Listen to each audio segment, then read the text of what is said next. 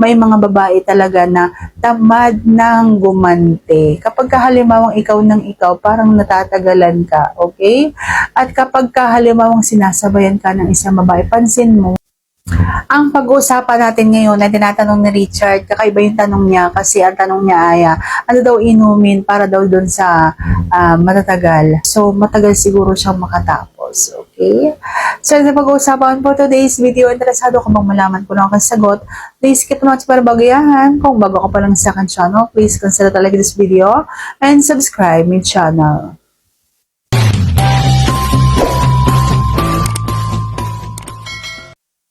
Alam nyo, ang unang-una kapag halimbawa nakakaramdam kayo ng ganito, ipapa-check up ninyo, okay? So baka kasi meron na kayong diabetes. Diabetes po kasi ang tawag ng mga Pinoy doon, okay? Kapag halimbawa nagkakaproblema na kayo doon sa inyong kahoy diyan sa baba, kapag halimbawa matagal nang maging kahoy o kaya naman matagal nang sumuka. Yan po ay pwedeng maging dahilan na meron na kayong nag-uumpisang diabetes. Okay?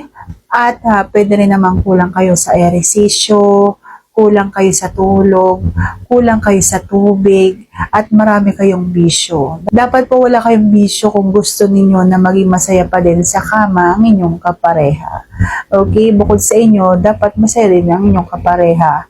At panghuli, dapat po ang isang babae ay may ginagawa din sa inyong pangingiliti habang kayo ay nasa ibabaw at umiindayaw dyan. Hindi lang dapat kayo yung nangingiliti, dapat sila din. Dapat sinasabayan kayo kasi minsan may mga babae talaga na tamad ng gumante. Kapag halimbawang ikaw ng ikaw, parang natatagalan ka, okay? At kapag halimbawang sinasabayan ka ng isang babae, pansin mo, mabilis kang makatapos. Mas nakikiliti ka. Okay? So, dapat po hindi mo hinahayaan ang iyong kapareha na ikaw lang ng ikaw ang gagawa. So, sana sagot ko lang tama ang yung tanong. Like this video, please consider like this video and subscribe my channel. Thank you for watching. See you on my next vlog.